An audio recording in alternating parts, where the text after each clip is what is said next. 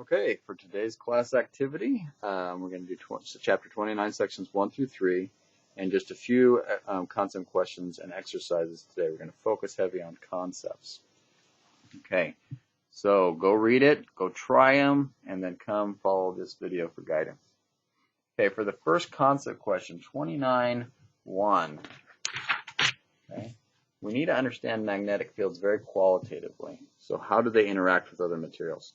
So first of all, humans have interacted with magnets for a long time, but we've only known magnetic fields or magnets as solid objects, like a bar magnet, a compass needle, some pieces of rock that have to be magnetized.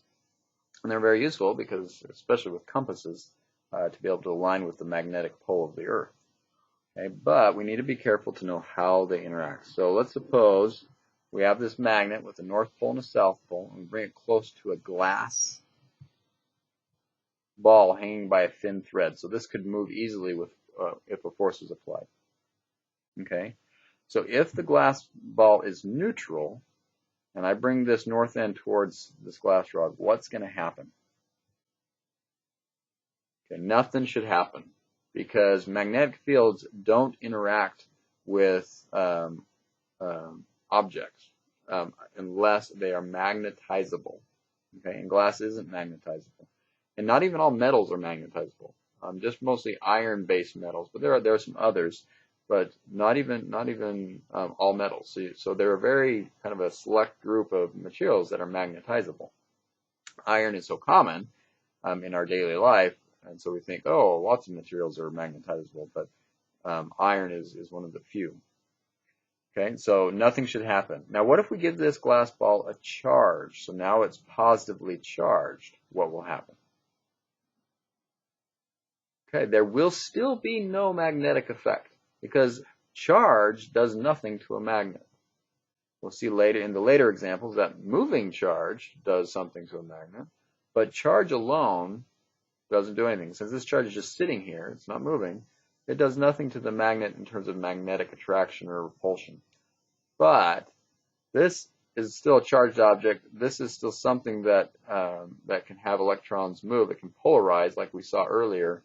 So there might be a weak interaction or weak attraction because of electrostatic polarization, not because of magnets. Okay, so it'd be the same as if this was just a metal bar as versus being a magnet. Okay, so just remember that magnetic fields only interact with moving charges and other magnets.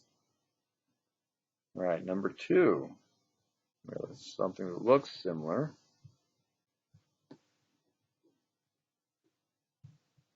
We have a metal sphere hanging by a thread, and we bring this north pole of a magnet close to it, and it swings towards the north pole. Okay? What if we now switch this around, so now the south pole is closer to the metal sphere? What is going to happen? And the same thing should happen. Okay, because magnetizable material, in this case we know this is magnetizable because it was attracted to the north pole. So this is probably iron or something like that. And it would be attracted to the north pole or the south pole. It has no preference. It's kind of like polarization in that sense, where it's always attraction. But remember, it's not polarization. It just has the same kind of effect as polarization. So it doesn't matter which side comes towards a magnetizable material. It'll always be attracted. Okay, let's go on to 4. Okay, here we have a current flowing either into the page or out of the page. Okay, and we don't know except we've placed some compasses around it, and we can see that the compass needles are pointing like this. Now, if there was no current, these would all point north. But there is a current. We know there's a current because they are not pointing all towards north. They're pointing in this circular pattern. So, what is the direction of the current, in or out of the page? Okay, the answer is from the right-hand rule. Okay?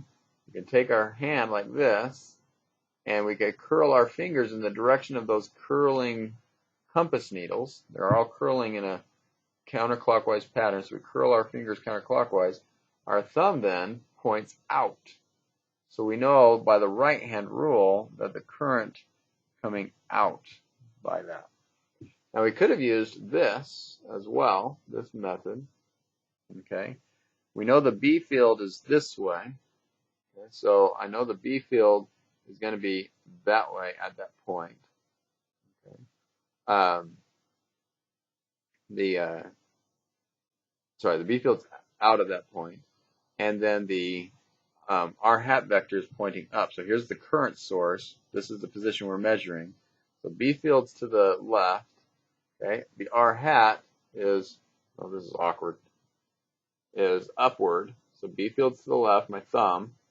R hat's up the page, which means my finger must point out at you. Okay, apologize, that's really obnoxious. I need a bigger screen here. So we get the same thing either through either tool, either right hand rule tool. Okay, last one, 5, or last one of the concept questions. 5, we have something similar. We have a rod, and currents flowing in this rod, either up or down. All we see is that on this side of the rod, the magnetic fields are into the page, and on this side of the rod, the magnetic fields are out of the page. So apply the same right-hand rule to figure out is the current flowing up or flowing down. Okay, so we could use this method again, the curling one. Okay, I could say it's going into the page here, out of the page here, so I want my hand to curl, wow, this is hard, to curl out of the page on this side, which would mean it would curl into the page. Oh my goodness, I can't do that in this camera. It's curling into the page on this side, but out of the page on this side. So it's curling this way, so my thumb's going to go down. That means the current's going down. Okay, let's do it this way. Maybe I can do it better on the camera this way. All right, so let's pick one. I'm going to pick this one right here. Okay, the R vector is that way. That's the R vector. I don't know if the current's up or down, but I do know the magnetic field's into the page. Okay, so by doing this, I know my thumb is into the page. Boom. Okay, and then my R vector needs to point this way, which makes my finger, this finger, point down. So my thumb is pointing into the page. It's the result. It's the B field. This finger here is the R vector. And so my current is pointing down. Okay, so remember, I choose to use B, or current, cross R hat. This is R. And it gives me the B field, which is the thumb. Okay, so we use the right-hand rule to figure out that the current is down. All right, let's move on to the exercises. Exercise 1. This is a good one. Really keep us thinking about these concepts. All right, so we have a wire, a continuous wire that has this weird configuration.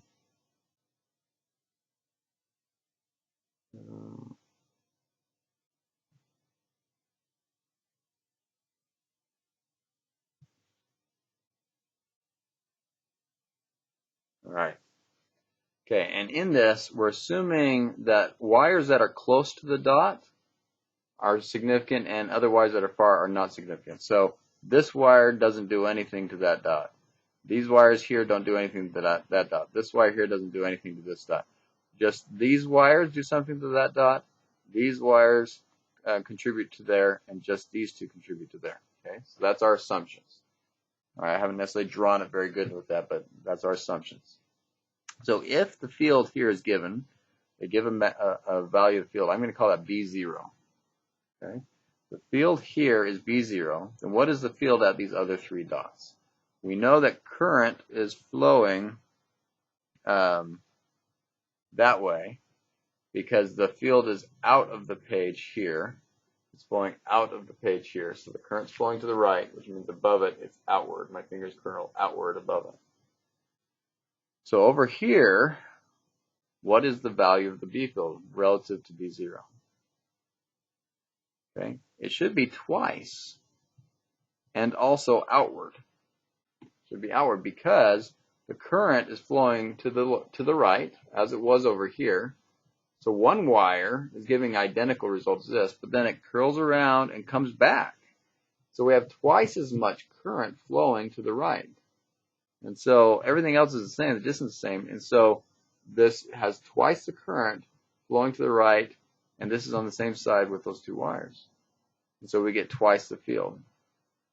Okay, now over here we have two wires as well, so you might want to say, oh, this should be 2B0 also, but is it?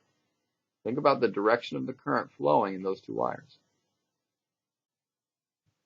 Okay. The answer is 0 here, because in the top wire, current's flowing that way. Then it wraps around and current flows this way.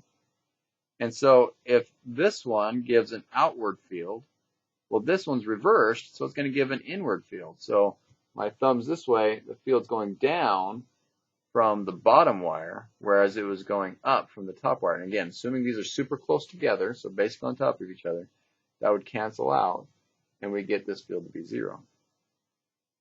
Okay, well, what about this one? Probably we're saying, okay, well, I know the current's in opposite directions now, so that means it should be 0 there, right? Actually isn't 0 there. This spot is kind of collecting the ideas of this one and the difference in direction. So in this case, R points that way. And in this case, R points that way. And if you think about the field equation, it's the mu naught, or 4 pi, Q, or I, yes, cross R hat. Well, hold on, I'm jumping a little bit. 4 pi QV cross R hat over R squared. Okay, so velocity is the direction of the current, all right? And so the current's flowing down here and flowing up here, so there's a minus sign difference in the velocity. But the R hat points to the right here and points to the left here, which means there's a minus sign difference here. But a minus times a minus is a plus, and so they cancel out. So this actually has a field of, so the two minuses cancel, giving it the same value. So you end up with a 2B0 there. Okay, now let's try the right-hand rule, see if we can do that. I don't know if I can do that. So we got this. I can't do that. My space is too confined. But you do the right-hand rule, and your one finger points in the direction of the current. Your other finger points this way. Your B field is going to be up. Okay, so you get up out of the page here. Now over here, your first finger will point this way. Your next finger will point this way. And that one I can do. So it's this way, this way. My thumb is pointing up again. And so I get up and up. I get twice the field. Okay. Sorry, that was a little bit hard. I wish I could be in class to actually show you this. But that's how you can calculate those fields. All right, let's try again on number 2.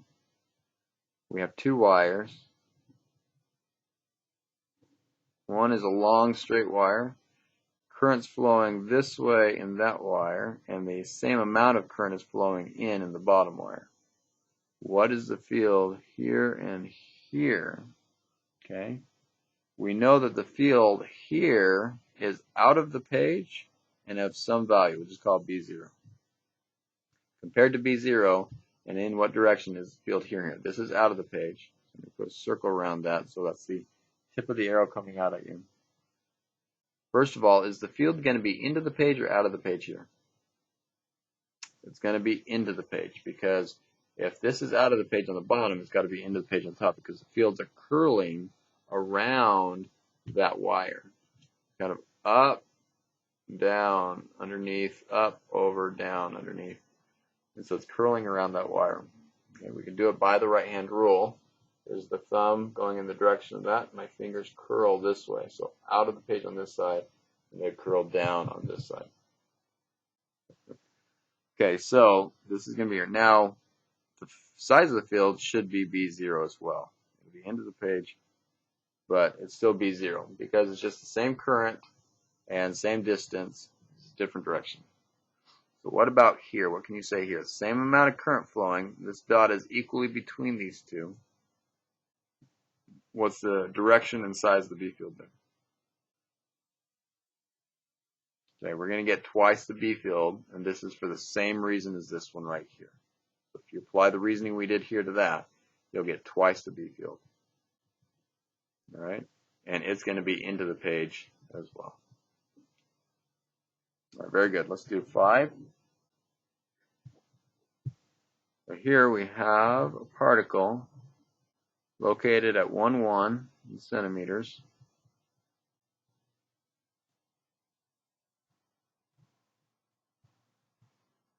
And it is moving straight up at a fairly high clip. Okay, it's a proton moving quite fast. And then we're asked over at -1, what is the size of the field there? Okay. Well, the r vector points like that. That's the r vector. Okay, so let's apply our rule to try and find the size of the B field, and then right-hand rule to find the direction. Go ahead and try that. Okay, so our equation is B vector equals mu naught over 4 pi QV cross r hat over r squared. Okay, now in size, we can say that's mu naught over 4 pi. This is of size E. That's a proton, so its charge is 1.6 times 10 to the -19. We've got the velocity given. Okay, and we have sine of the angle between them, which is that angle. So that's the theta that I plug in there. 135 degrees. This is a 45-degree slant. So that angle is 135 degrees. Okay, and then divided by r squared. Now r is the hypotenuse of a 45-90 triangle. And that triangle is 2 centimeters to a side. So that's just 2 square root of 2 centimeters. But we need to make sure we convert that to meters so we can get proper units here. Okay, so now that we know this, we have that angle now, we've clarified that. We know the value of the charge, we know how fast it's going, we know these constants, and we know how far it is. You plug in your numbers, you get 2.8 times 10 to the -16 Tesla. Very small, but again, magnetic fields are quite small, and this is a single proton. Even though it's moving quite fast, the charge is super small, and the distance is actually kind of large, a couple centimeters. So that's pretty big for that size of a magnet. Okay, last question is direction. What is the direction of the magnetic field at this point? How do we find that out? All right, so this one, the velocity is straight up, and r hat's down like that. Okay, I got to point my finger down that way, which means my thumb points up, so the B field is out of the page.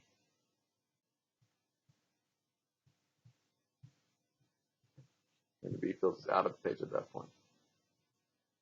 Okay, very good.